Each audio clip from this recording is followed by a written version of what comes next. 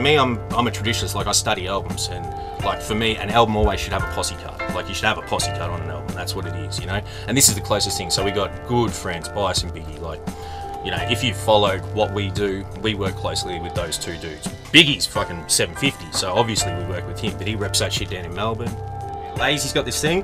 I thought it was cuts at first, but it's actually chops, and it's just fucking, it's just stabs. It's huge, man. It's just tapped on the MPC, and it really sounds like cuts. And then I think Chubbs actually came through later on, just before the album was fully mixed, and he came up with this idea for this Rakim cut, and that drops just before my verse, and DCE drops that in there, and I was just like, oh dude, that was the icing on the cake. When I heard Rakim before my verse, I was like, forget about it, it's fucking done. Thought it was a good time to bring some of the crew in, you know.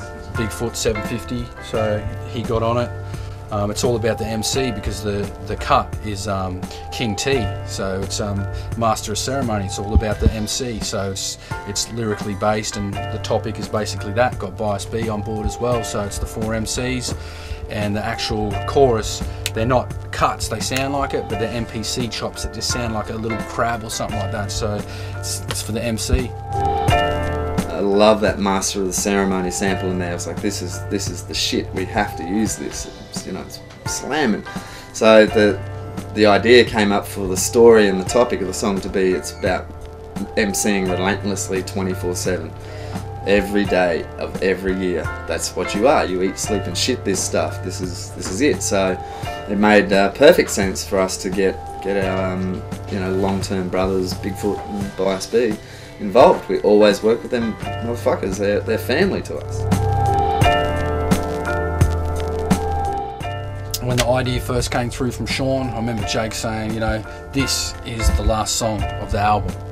And so keeping that in mind, we always knew, you know, like Rusty Jukes does it on his albums, you go bam, bam, bam, bam, bam, last song, you just sort of talk, you pull it back a little bit. So that's what we're doing, just trying to follow a pattern there. And you know, again, Miss Brown, 750 Rebels, we just got her on board. I think it was about time. Many years have passed since we've actually had her involved, so her voice is beautiful. So we got her in, and we're just talking about the process of making the album, the ups and downs. Punch In Punch Out was essentially the last track I made for this record. There's a sneaky little record that I found for $2. You know, the kick was already in there, all we added was the snare, and we just chopped the beat up completely. This beat just sounded like the end of an album to me. I remember I was talking on the phone to Lays, I was just like, dude, this is the end of a record. This beat is the end of an album. That's how it sounds. It just wraps up an album.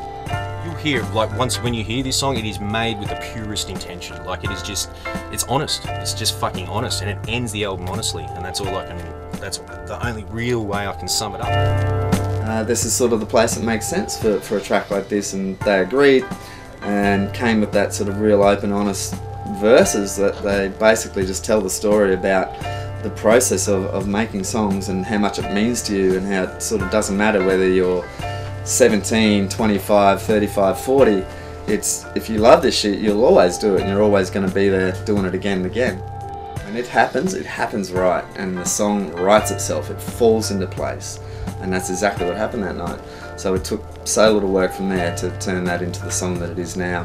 And I couldn't think of a better way to finish the album than with that song. It is the honest story of the process of making music.